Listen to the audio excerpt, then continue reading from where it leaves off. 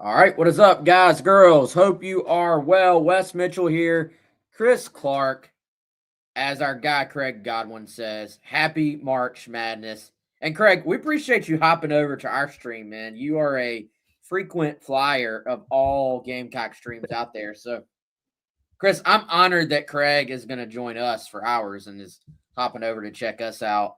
He's Always. probably hit about 4 of them today, but I'm just glad that ours is one of them. This show, as always, brought to you by our guy Clint Hammond of CMG Home Loans, ClintHammond.com, 803-422-6797, and MLS number 71597. Like we always tell you, one thing about Clint too, man, and one thing about this sponsorship is I'm not going to do the thing where I tell you, hey, interest rates are low right now. You know how it's always a great time to buy. Oh, yeah. We're not going Yep. to do that thing. Yep. Obviously, interest rates are not what they were a few years ago. And I think right now, in the short term, they're back kind of up even further than they were. But obviously, home ownership is something that everyone or most people want at some point in their life. And the thing about meeting with Clint, he's going to help you come up with a plan in terms of how much home can I afford? How much down payment do I need to be working towards? What does home ownership look like for me? That's what he did for me and my wife. That's what he can do for you as well. 803-422-6797. And even if you are not ready to buy a home right now, you can go ahead and hit Clint up today and start to formulate what that plan is going to look like for you personally or you and your family.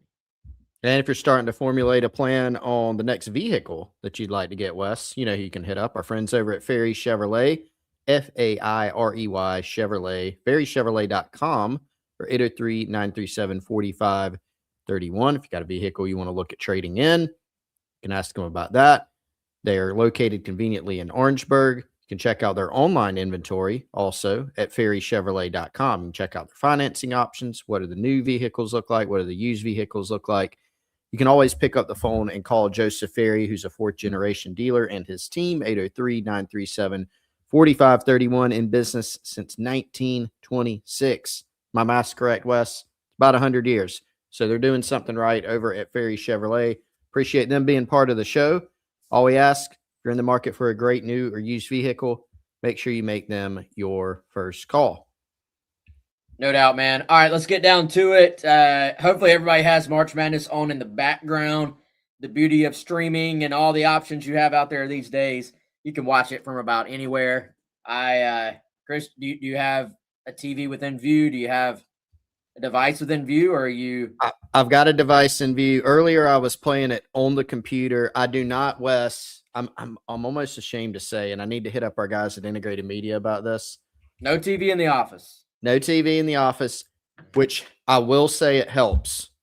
It helps a little bit because I could very easily see myself saying, hey, isn't the office on some reruns or March Madness, whatever. I try to keep focused a little bit in the office, but I'm about to put up the latest in March Madness up on my phone and have it going in the background. No volume, of course, just so I can kind of keep an eye on things. I go iPad, man. iPad at the desk. Yeah, see, I have, Wes, my iPad situation is this. We don't use one because I'm pretty sure my iPad that's sitting in a drawer somewhere was the first one that was ever manufactured. So it is super old. You need to upgrade, dude. This thing is addicting. And I don't even have one of the newest ones, but it's like just new enough to do whatever I need. Rewatch games on it. Throw on whatever on the side over here. So again, happy March Madness Day. Hope everybody's having a great day and able to actually sit down and watch it a little bit. We're mostly going to talk, of course, South Carolina football here on the show. And Chris, it's kind of been a little bit of a weird start just in terms of the scheduling, I feel like, for South Carolina football. You had the 3 practices, then you had an entire week off for spring, and then spring break, I should say. And then even when they were back at it this week, you didn't have this 4th practice until yesterday as we do this show here Thursday afternoon. So now you have had a couple of practices. You're getting back into it.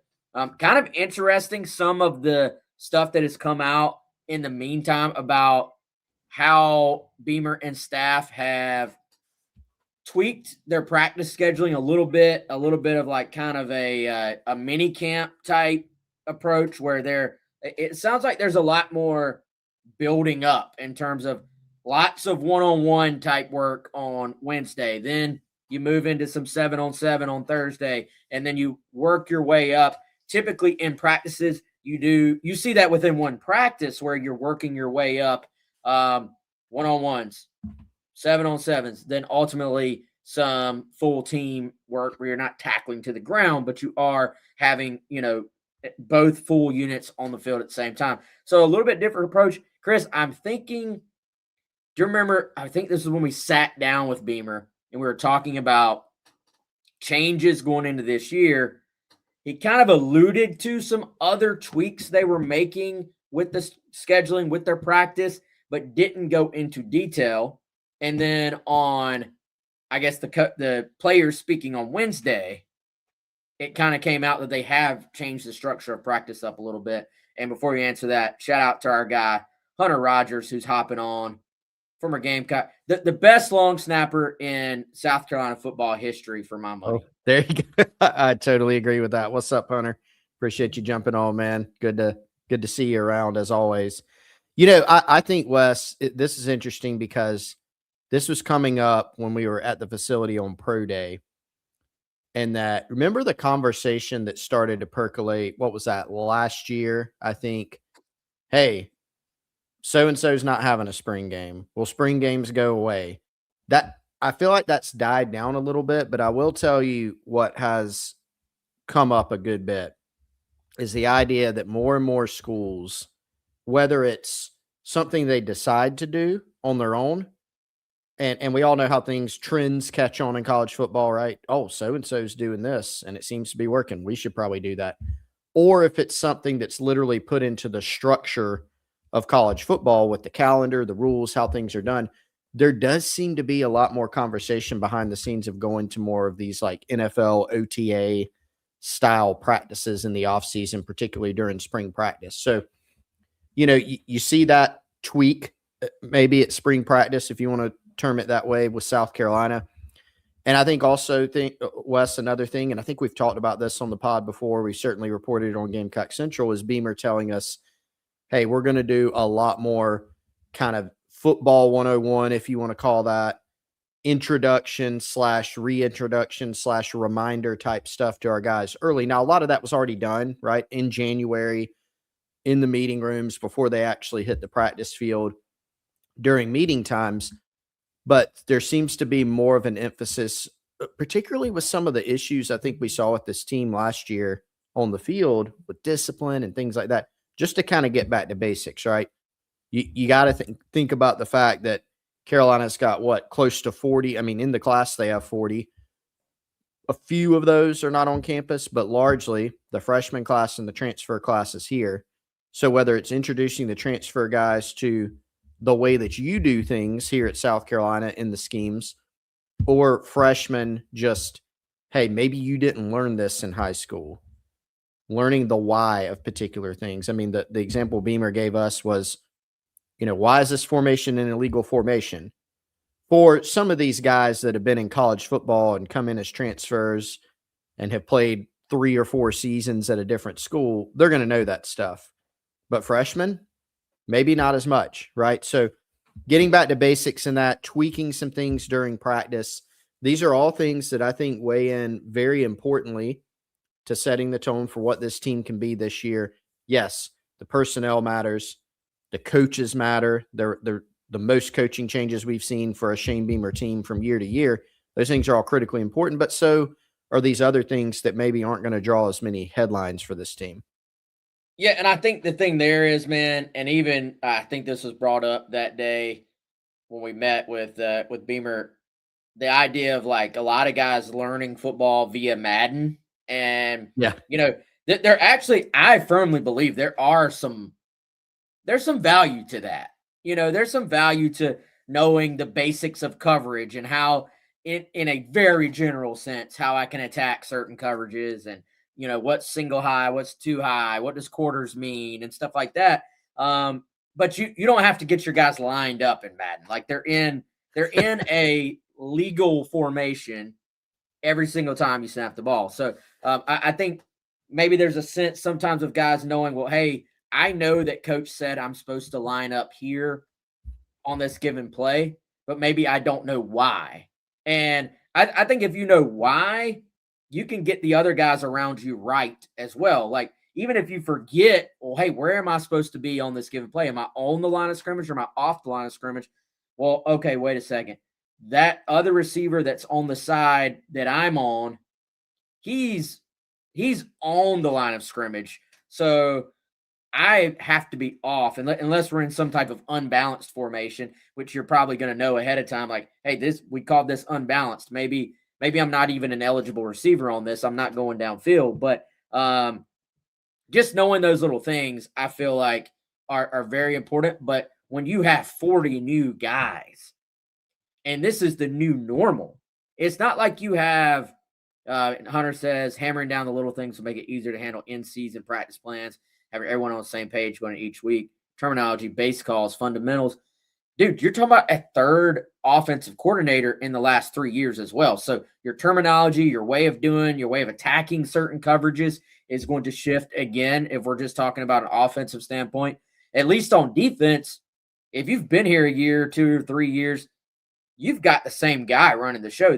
South Carolina has had as much continuity on the defensive side of the ball, probably, dude, I would dare say as much as anybody else in the SEC. Like, yeah. How many people are looking at a 6-year defense coordinator? Torian Gray has been here the whole time. Obviously Travian new, Deion Barnes new, but you've got a big part of Travian, not new this year, but I'm saying he wasn't there with the initial staff. Of course, Deion Barnes, this is literally his first year at South Carolina. So point being, though, you've had that continuity on defense. Your terminology maybe stays the same. You're going to tweak things, but a lot of it is similar year to year. Offense is going to be completely different. So I think, can you find a way to make it more easily digestible for the guys? Because we talk about this before the portal blew up everything, man. If you are in a situation where you're not the NFL, you don't have unlimited practice time. You still have it's professional athletics, but you still have to go to class at least a little bit. And you can't just be in the facility at all times. So I think being able to let your guys learn things as easily as possible, those are the teams, those are the programs that are going to do pretty well. So this is interesting. Some people may not care about that at all. They may just care about, I want to go watch football. But if college football season last year was very entertaining, there's also some really bad football last year. Like, from a global standpoint, I'm talking about the game itself. It was entertaining. I can't tell you how many times I turned on a game and I was like, dude, this is just so sloppy. It's very sloppy football. So I think cleaning up the game, making it more visually appealing is good for the greater part of the game. But also, if you're going to be a good team, you have to be able to clean up some of the mistakes and cut down on the penalties, cut down on just the silly penalties and stuff like that. But again, some of you may not care about that. Chris, let's dive into something that maybe people do care about, some individual players. We've gotten to see a little bit of practice. We were out there on Wednesday. We've also been kind of diving into who are people starting to talk about, who are people starting to say, hey, this guy is catching eyes, turning heads. Let's go offense and defense, one player each. You can start. You can pick offense or defense. Who just caught your attention in our viewing window on Wednesday? Or have you heard this name pop up enough that you think it's time to start talking about him? Yeah, that's a good one, man. So I don't know if I feel like it's almost cheating to talk about Julian Walker yet again, but defensively, I'll be honest, I don't know yet, sitting here March 19th. Like, I don't know how much Julian Walker's going to play this year. I think he's going to factor in, right? Because he's already got the size. He's already creating some buzz. And Clayton White, talked about him the other day in his media availability. And kind of brought up something that Charles Power talked about on here. You know, people think about defensive ends, they think about rushing the passer, right? Well, these guys are also critically important for playing the run and setting the edge. And that, frankly, can be a challenge for younger defensive ends. You know, they might have a mindset of, hey, I'm going to go get after the passer. That's what I did in high school. But you got to be able to play the run at this level to get on the field, especially at this level with South Carolina's schedule that they play against. And Walker not only has the size already in year one to do that, he'll keep getting stronger and stronger. But his dad is a weight room guy, obviously. Julian's always been a weight room guy. He's been around the program a ton. So he's super familiar with what they do, not only in the weight room, but just from a schematic standpoint. He knows the players. He knows, frankly, knows the scheme probably a lot better than most freshmen would, just because he's around the school so much and has been for literally years. It already seems like he's created a little bit of buzz with his ability to play the run, you know, potentially early. And I think that's something, you know, there's so much talk about the edge position. Yes, Dylan Stewart, Caleb Herring coming in as a transfer, but they're short some bodies in spring just from guys being limited, guys being out, still recovering from injuries last season. That means Julian's going to get, I think, a lot of run this spring, and that'll be really good for his short-term and long-term development. So he's probably the guy, you know, I almost feel like he's the guy that a lot of people are talking about, but I think it makes sense to pick him. And I probably stole yours if I had to guess. Well, no, I just can't stop thinking about how Charles Power nailed that thought. Yeah, he did. He did. Like that, we're sitting here. This is Clayton White's first spring practice appearance of the year, and he brings up the exact aspect of not just, yeah, Julian's done some good things. The specific aspect that Charles said, hey, this might get him on the field. Now, also, man, to your point, like there ain't a lot of edge guys practicing right now. So I think a healthy Julian Walker, like just assuming, you know, he's like, you always have to have that assumption in football, like he's good to go. Assuming he's good to go when the season kicks off, I think he almost has to play, dude. Like, Yep. you know, some guys you're looking at it like, well, there's all these seniors in front of them or juniors in front of them. With that spot, especially once you start getting past Dylan and Caleb, you know, Caleb Herring, you know, there's a lot of that's where Desu leaving does leave a little bit of a hole. Not that he was your bona fide starter, you know, game wrecker, but Dez was going to play a lot, man. So I think losing him does hurt you a little bit. That's where Julian getting all these reps during the spring, I think helps a ton. But dude, you really do. Every time you go out there, I do a little bit of a double take. It's a little bit like, I think I finally got used to seeing Nick Harbor and just how massive he is. I don't double take it that anymore. But for the longest time, you're double taking every time you see Nick Harbor in person out there, how much bigger he is than the other wide receivers. With Julian, it's just a matter of like, dude, this guy is truly a freshman. Like, what are we doing here? Pretty ridiculous, pretty crazy. So yeah, I think he's an easy pick, but I think you almost have to go. You have to go there with him. Dude, let me go outside the box on my offensive guy. I'll give you my offensive guy first. And he really doesn't probably factor in at all to the 2026 season. But I found myself dialed in on Wednesday to just trying to get a feel for Landon Duckworth. And, you know, you look at the quarterback position, throwing on air to wide receivers is like 10% of being able to play football, if that, at the quarterback position, right? So it may not mean anything, but I feel like when you have these guys who are, you almost, you know, the whole dual threat quarterback thing. I think dual threat quarterback is a little bit of an old way of saying it. Like, Rivals doesn't even use that anymore. It's just quarterback. But when you have a quarterback who has relied quite a bit on his athleticism in high school, and you're talking about a 3-sport, maybe more, but definitely a 3-sport stud, Landon Duckworth. We've talked about the tomahawk dunks on his reel, being a state champion in track as well, state champion in football, basketball. So a guy who is just super athletic. I'm always interested, like, all right, what do they look like throwing the football? And sometimes, you look at it, you're like, man, there's going to be it's got to be some development here.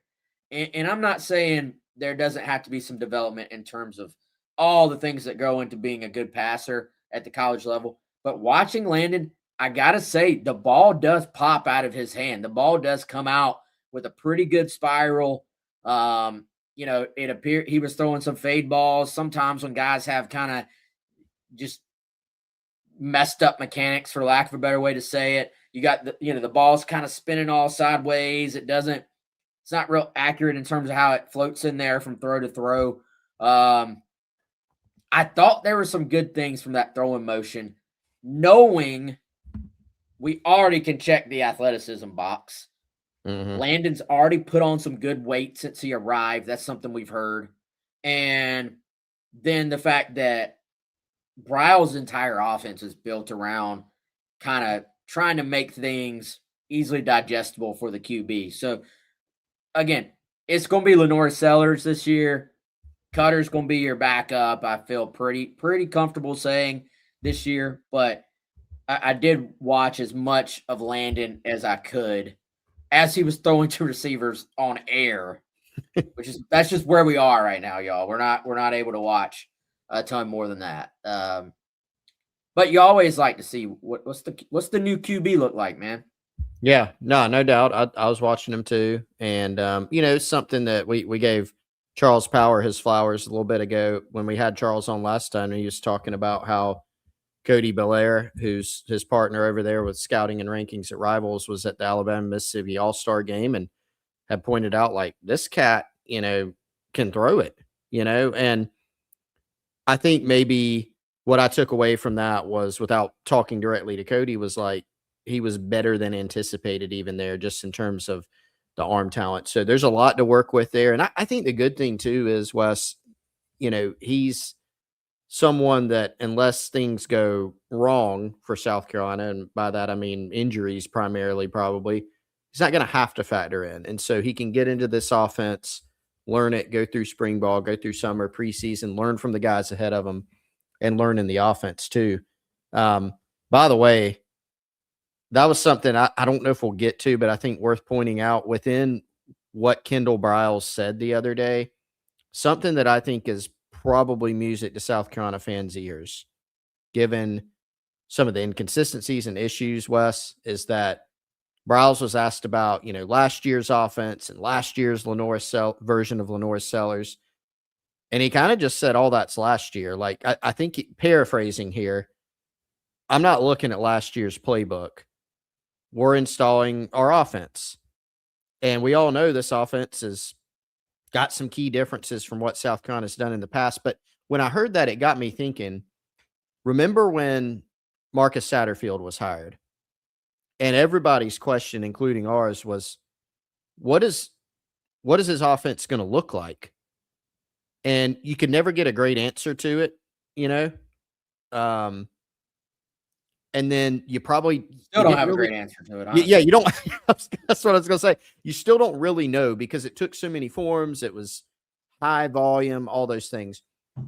Then you go to Dow Loggins, and we heard, hey, we're going to keep some of the stuff that worked, bring in some new stuff, scrap what didn't work with Dow Loggins coming in. You go, okay. And we all know how that went. Like, not great in 23, pretty dang good at the end of 24, right? Then Shula comes in. We hear a similar thing. Hey, we're going to streamline some things. We're going to keep some things. We're going to eliminate. We're going to bring in some new things. Did not go well.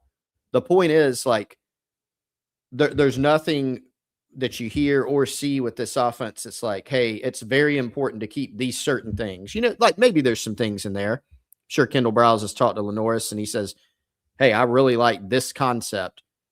Frankly, one of them might be, let's throw some deep balls to Nick Harbor. Like, let's make sure we build that in. But this is just fresh start, right? And I think that's important for Carolina fans. I didn't mean to get us off track. I just thought that stood out and wanted to mention it. Well, what stood out to me, though, was that they're doesn't seem to be any hesitation to run Lenora Sellers. And Yeah. I think this time last year, or around this time last year, certainly around the bowl game last year, and then going into spring, we were all kind of parsing those statements, quotes from Shula.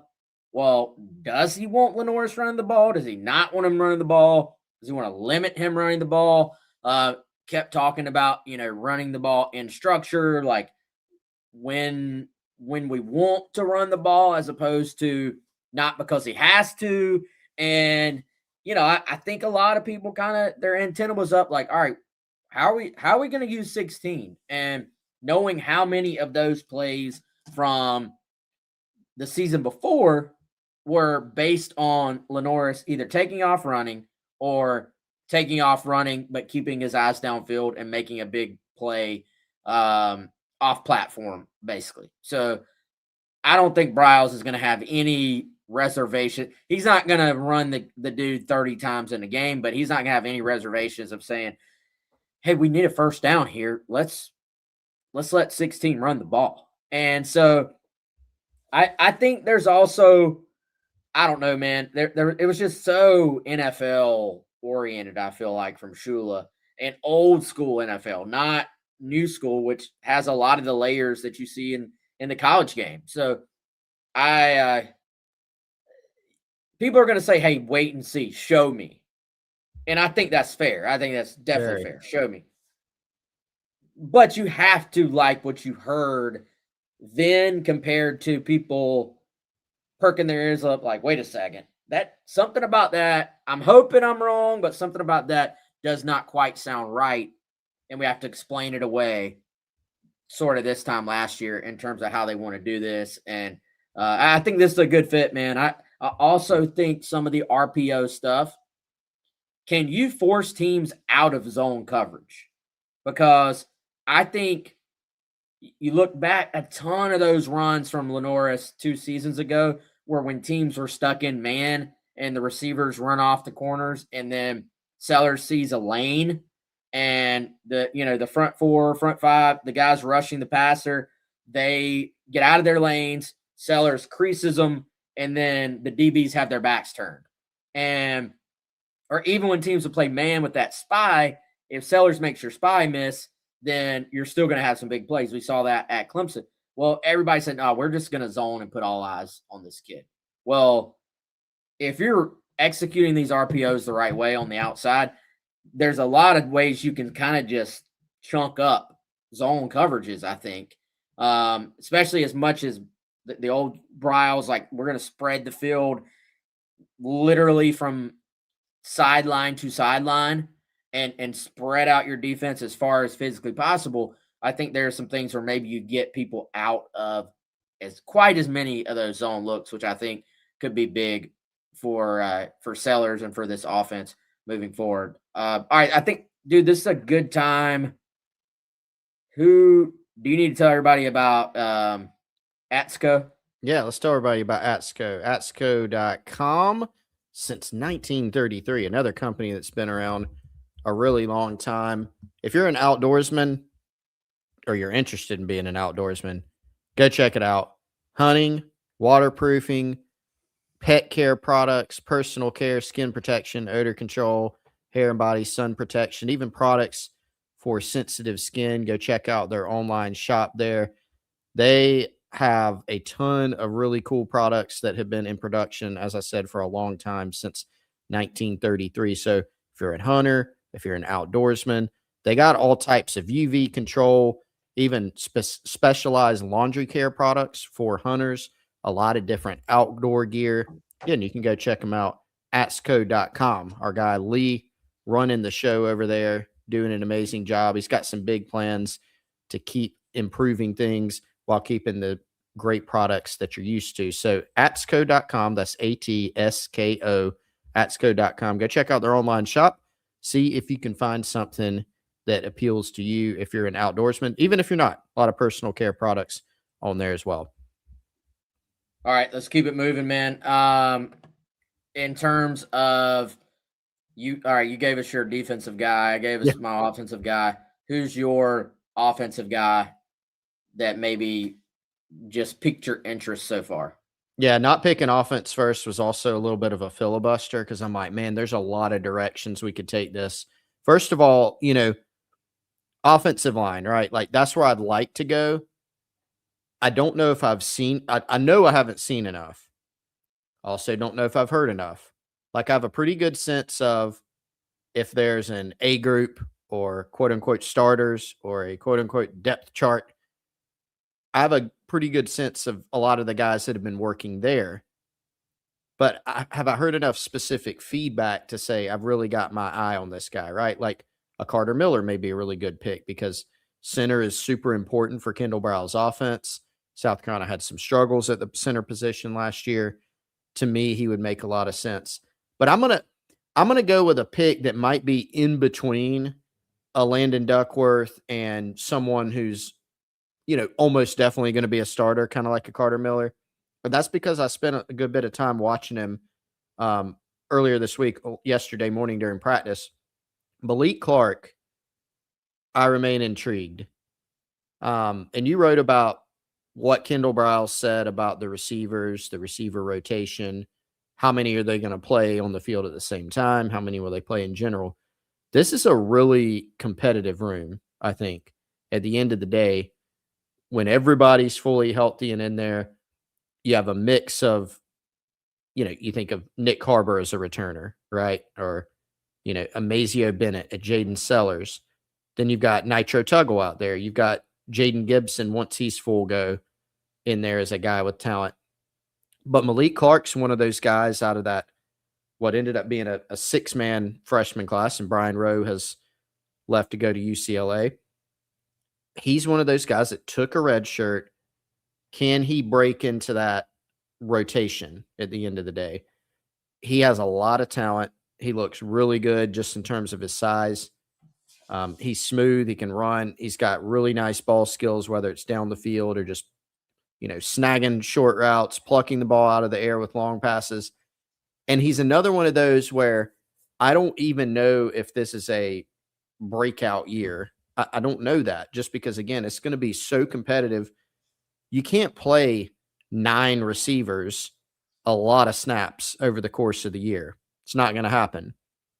But can he make an impression this spring to where we leave spring and head into summer and you hear Malik Clark's making a big push for playing time? I would not be surprised if that happened. So I don't know, it's kind of recency bias, Wes, just because I was watching him the other day, but I was very interested after continuing to watch him in practice some.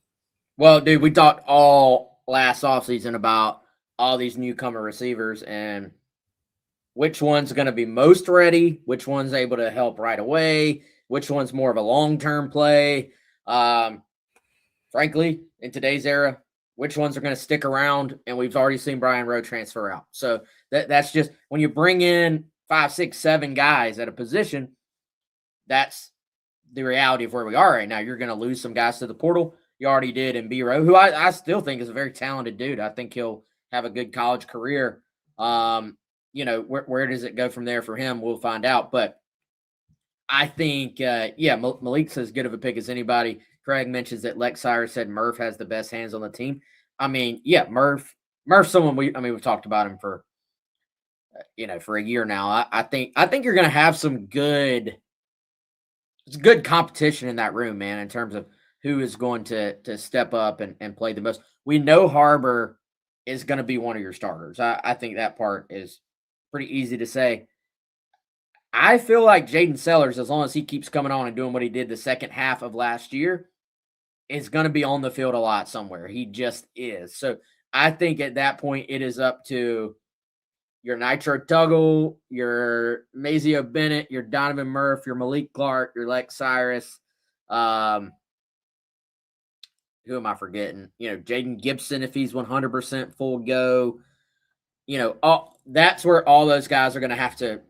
DJ Black coming in. That's where all those guys are going to have to carve out their roles. I feel like that doesn't mean one of them cannot beat out Jaiden Sellers. That he's just earned it. He's going to be handed it, anything like that. But I think to me, he did a lot last year where you're saying if he keeps coming along from what we already saw, he's going to be able to play a bunch. So, all right, I'm going to give my other two here fairly quickly. And dude, I think or my defensive guy here pretty quickly. I'm gonna go Jazavian Currents. We started to hear some players when the players spoke on Wednesday just talk about how quick he's picking things up. And man, I think we already knew there are so many boxes that he was going to check. A big part of it was going to be, all right, how quickly does Currents pick everything up? Because you have to ask that question with any newcomer, any freshman. How easily do they hit the ground running?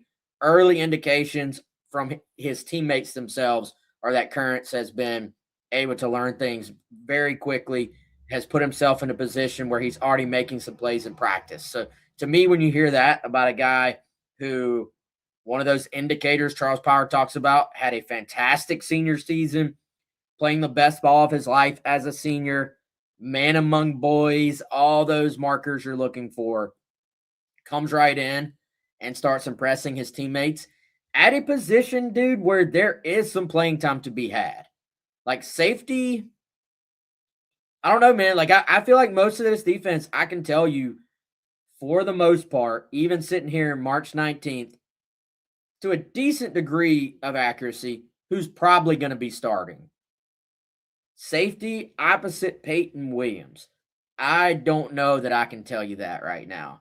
Yeah. I think Peyton has earned the chance to go out there and be a starter. We saw it last year.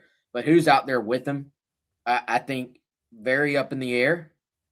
Hey, Gerald Kilgore, who's played safety and nickel, he's started to create a little bit of buzz. Clayton White brought him up basically unprompted when we had him on the radio on Tuesday at Pro Day. Is he a guy who's going to push into that mix? We know Quaysheed Scott has come in and is going to play in some role in there. So where does Currents fit in? We shall see. But it already sounds to me like Currents fits in on the field somewhere, even if that's a backup role early on, getting in. Chris, remember, Nicky Memori, not a starter day one at South Carolina. Yeah. But he was a starter on about the 7th or 8th snap of the season. Yeah. Jalen Kilgore, not a starter at the very, very beginning of the season, but he was a starter in the first quarter of the first game of the season, or a first teamer in terms of had a beginning to his career that mirrored Nick's almost perfectly. So Currents may not run out there. He may not be announced on the Jumbotron as a starter, but that doesn't mean you're not going to be a starter at some point this season.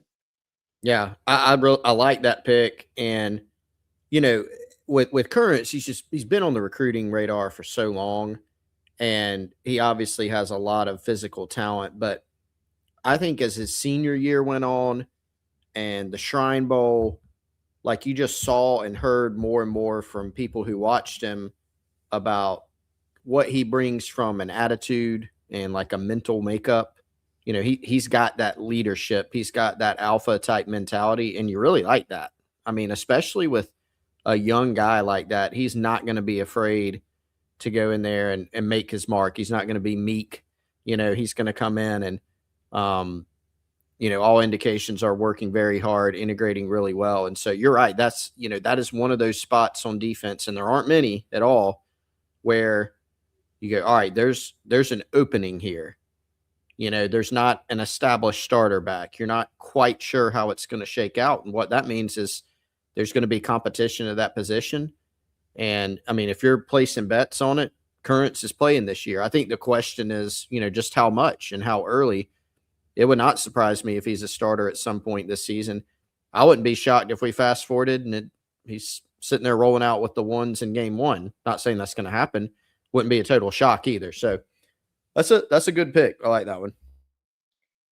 All right, dude, let's talk. We haven't had a show. This is almost a week old now, but I think still worth going into because you only get so many commitments, especially at the high school level. And it seems like you get fewer and fewer high school commitments these days because everybody is doing the whole portal thing. So Jaiden Kelly-Murray from originally was a Somerville guy for a number of years. Now is Oceanside Collegiate. Has not played for them yet. Has not suited up for them yet, but will suit up for them this year. 4-star player, commits to South Carolina last Friday afternoon. Originally was going to take official visits, was going to do the whole summer thing, then decided no reason to wait. Really good relationship here with Mike Furry, someone South Carolina's been on for quite some time. And once again, we were talking about the second-year receivers that are already in this program. Well, you're talking about another Palmetto State wide receiver with a pretty big ranking beside his name that is committed to South Carolina. Yeah, and a guy that's been on the radar for a long time, man. Interestingly, Illinois had been his public leader for a while. Justin Stepp, former Gamecock wide receivers coach, is leading that charge. But you always kind of got the sense like, I have a good feeling that Carolina will be able to score this win at the end, but it ended up coming a little bit earlier than we all thought. But we've seen Jaiden in camp at South Carolina last summer in 7-on-7. I remember asking some people just familiar with South Carolina's recruiting a while back, like who are some guys to look out for in that 2027 receiver class very early? And out of the few names, Jaiden Kelly-Murray was one of them. And that includes an in-state receiver class that has, Amari Patterson, who just got offered and has a bunch of Power 4 offers. It seemed like Jaiden Kelly-Murray was someone that they had honed in on very early. He's not the biggest guy. You see the listed height and weight, 5'10", 170, plays both ways at the high school level. At least he did at Somerville. We'll see what they do with him this year at Oceanside. And, a more of that slot type, right? But he is someone who can run. He's been very productive at the high school level. He's just got that kind of football player vibe about him. And I think he also, you watch him on film, he's got some suddenness with how he runs routes. He can also get downfield, track the ball, catch the football too, which is, as we always talk about, it's a pretty important part of playing wide receiver that some people look past. So I think it's a nice get for South Carolina and a culmination of a recruitment that's actually been pretty lengthy. Yeah, if you're on the video version, we're going to pop on the film here, man, and dive into it a little bit. Chris was talking to somebody who's familiar with him from like an Oceanside perspective. And one of the things that was mentioned to me was how he has just been able to dive right into their playbook and pick things up, has a full understanding, like, okay, me being who I want to be, me being who I need to be as a player is going to be determined by me knowing this offense and the scheme and picking it up quickly. I think they will use him in a variety of ways in the backfield at times, even some too, from what I've heard. So it's someone that I think is a kind of prototypical slot receiver at the college level. But if you have him at the high school level, if you're lucky enough, you can run him all over the place. You know what I'm saying? Yep. I like the willingness to go downfield and block. You'll see that in a few of these plays where he's pancaking people downfield. He's being physical. See him right here in the punt return game. That's probably something when you look at his quickness, the suddenness. I'd imagine he's probably going to be one of the 10 guys that they put out there to catch punts in practice and at least have in the mix for that job. You're going to move him around in motion from the slot a lot. Here you see him running downfield and making plays, and really impressed at that Rivals camp that Charles Power was in attendance for down in Miami. Ran a 4.41. Typically, they put him on the laser at that camp, so that's a really, really strong time. Tracked the ball well. And I think even, Chris, when you watch him run routes, there seems to be an understanding of, I don't have to run this route at 100% speed for the entire length of the route. Like, there's a sense of knowing when to throttle down, knowing when to pick up your speed, knowing how to find that opening in a zone, knowing that I'm running out of space and I have to kind of slow down and settle a little bit. And I think there's some nuance to, like, you hear a lot of times, oh, that guy breaks off his routes well, and he creates separation. I think there's an understanding here of route running that you would love to see from a high school receiver. So I was talking about this with somebody the other day, as you see a really good block right there, Chris. Your high school guys that you go get, they can't just come in and sit around and wait anymore. Like if you're Mhm. going to take a scholarship on a highly recruited guy, you're going to have to pay him.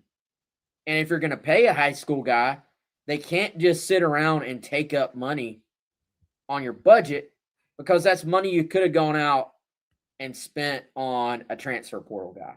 Yep. It's just how Yep. things are now.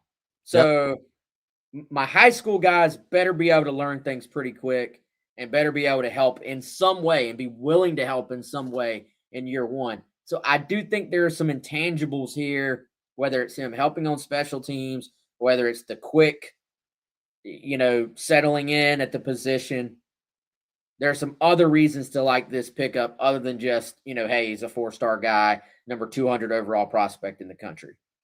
Yeah. Yeah. I think, special teams, as you mentioned, could be a way that he could potentially get an early look, make an early impact. And that is the tough part, man, about roster management now is you kind of sit there and go, all right, well, we've got a bunch of we got these needs on the team. You can now fill them through the portal.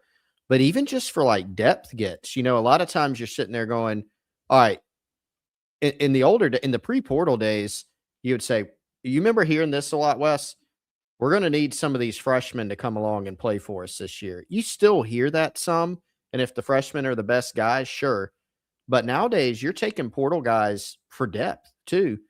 And they're more proven than a lot of freshmen because they have played college football, not just at the high school level. So when you're thinking about budgeting and constructing your roster, you have to be more sure. And we've seen South Carolina take transfer heavy classes. They're lower in terms of high school numbers, trying to go more for quality over quantity. I think, man, the early indications that I'm picking up, I think we're going to see a similar approach to this class because, I mean, South Carolina is going to lose some guys off this 2026 roster who have been around for a while, whether they were homegrown freshmen to draft eligible juniors and seniors, or just transfers who've come in and have played a year or two and now they're gone. I think this is going to be South Carolina's path. And Beamer talked to us about this early in the year when we sat down with him.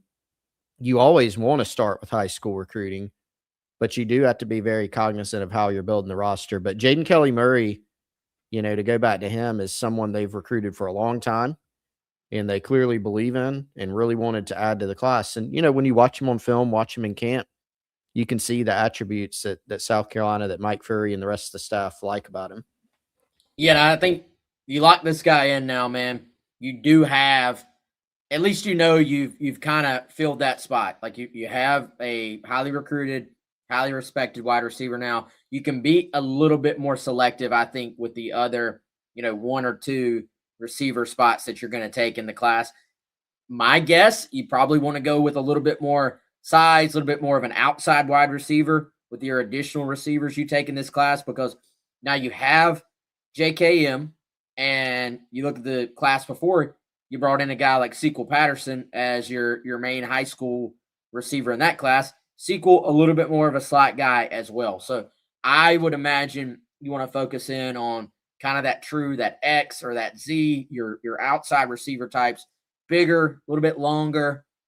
Not that Kelly-Murray can't do it, but I think prototypically more of a slot guy. So that maybe gives you an idea of what direction you're going to want to go moving forward with this class at the receiver position. Real quick, man, Saturday, South Carolina practice, also March 21st, going to be a big recruiting day.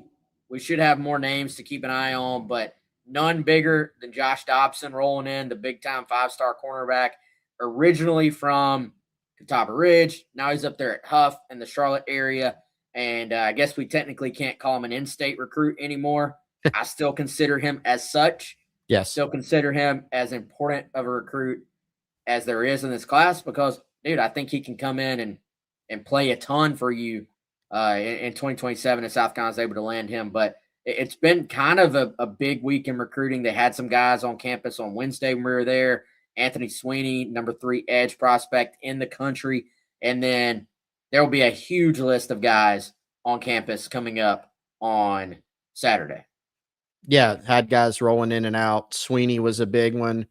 Marvin Getsop, who's a guy that they had on campus last summer who worked out with Sterling Lucas, got a chance to come on campus yesterday. He's a big, 6'7", 6'6", 6'7" edge prospect who plays up north, who they had in camp last summer. He was on campus. Wes, another big one. I mentioned him earlier, Amari Patterson, 4-star in-state guy who up until lately, and maybe still, Florida has made a huge play for. Georgia's also offered him. South Carolina has now thrown their hat in the ring. They've, of course, been evaluating him, communicating with, recruiting him for a while, but officially extended that offer. So that's one to watch. And more guys to come. Dobson, a big one, man. I mean, everybody in the country basically wants Josh Dobson. I was able to scout him last year. Just checks all those boxes. I know you have your Josh Dobson jersey. Catawba Ridge jersey. You're gonna have to get a new one this year for a new team. But man, just like the size, the athleticism, the coverage, the physicality, the speed. Like I saw him take off. I think it was a kick. Was it a kick or punt? It was a kick return for a touchdown last year against Northwestern and just exploded. And you just go, man, for a kid with that length as a corner who can just run like that, long speed, but also that short area, like quickness. There's a reason he's ranked so highly. So South Carolina's been in that one and will remain in that one until the end. Yeah, it is effortless, man. Now I would look for Josh has taken a bunch of visits, and he'll be again at South Carolina Saturday. I think that's a part of another kind of big wave of visits, but dude, I think this thing's starting maybe not to wind down from a timeline standpoint, but I do think it is starting to wind down a little bit from some rumblings I've heard in terms of starting to cut this list down. Like it is very, very difficult to manage the expectations of answering the phone and answering FaceTimes and taking visits and all this stuff when you have so many different schools involved. So I think pretty soon, at least internally, maybe you start to cut that list down. We'll see. But there was all that talk about LSU, I guess, last month. Still seems like he's going to go through the process, man. I don't think this is a lock to any one school. LSU certainly in the mix. I think South Carolina in the mix. There's been some Tennessee talk at times. Clemson has been up and down, it feels like here. Chris, I'm not counting out Texas A&M, who came in here and obviously you had Texas A&M come in here and do some good things in getting Watkins from Northwestern. And you had Texas, UT, come in and get Smoke Matthews there from Huff.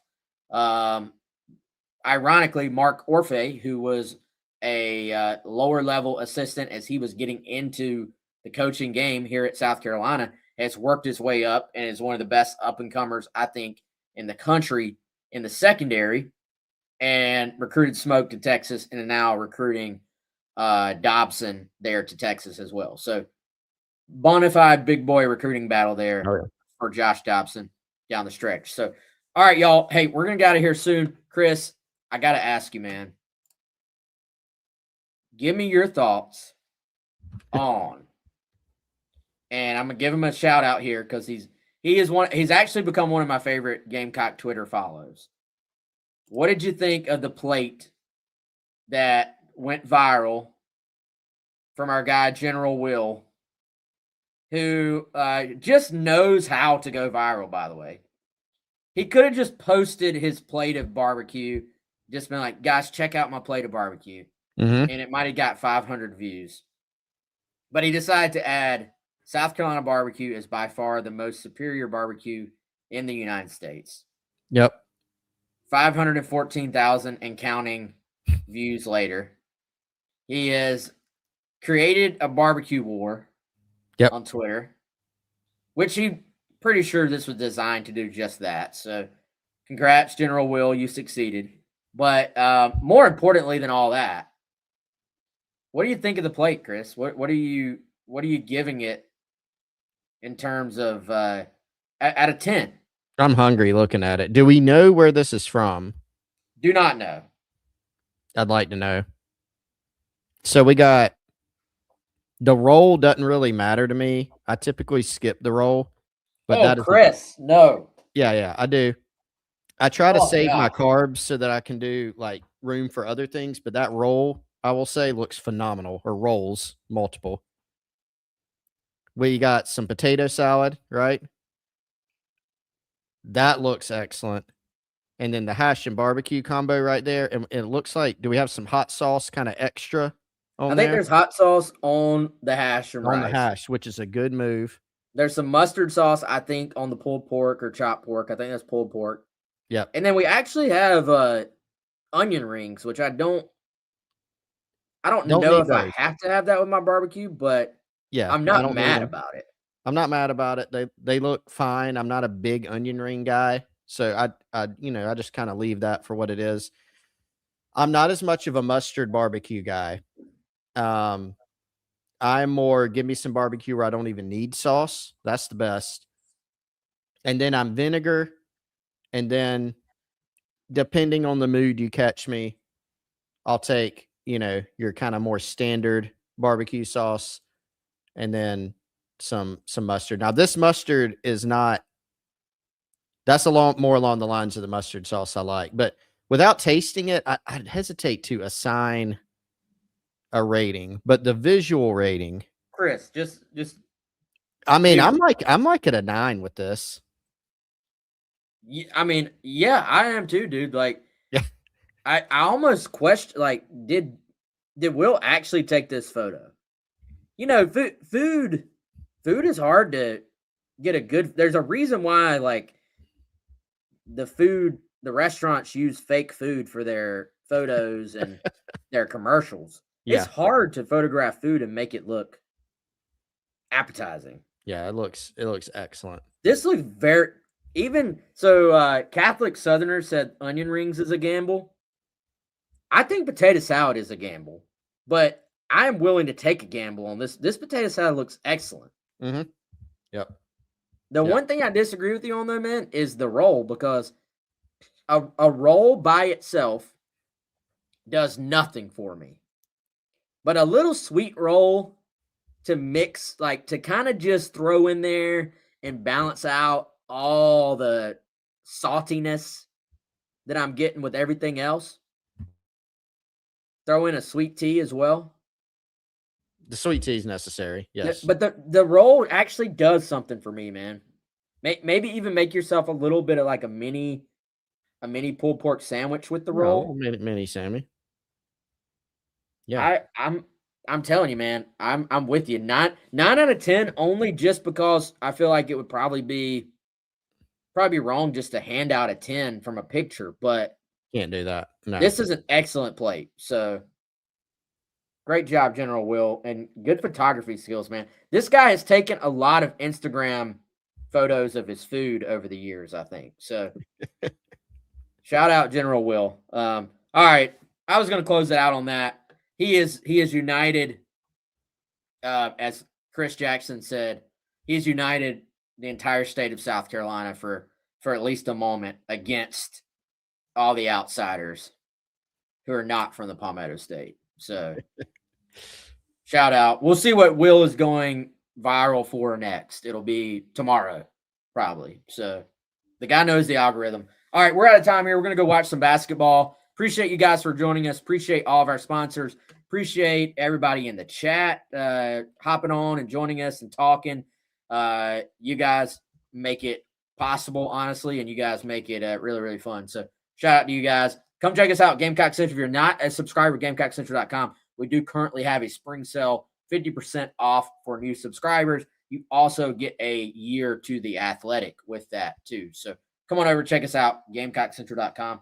We'll have continued coverage of football recruiting, baseball, basketball, men's and women's. And, of course, Chris Wellbaum will have complete coverage of the road to the Final Four for the South Carolina women and Dawn Staley. So, all right, y'all. He's Chris. I'm Wes. We'll see you soon.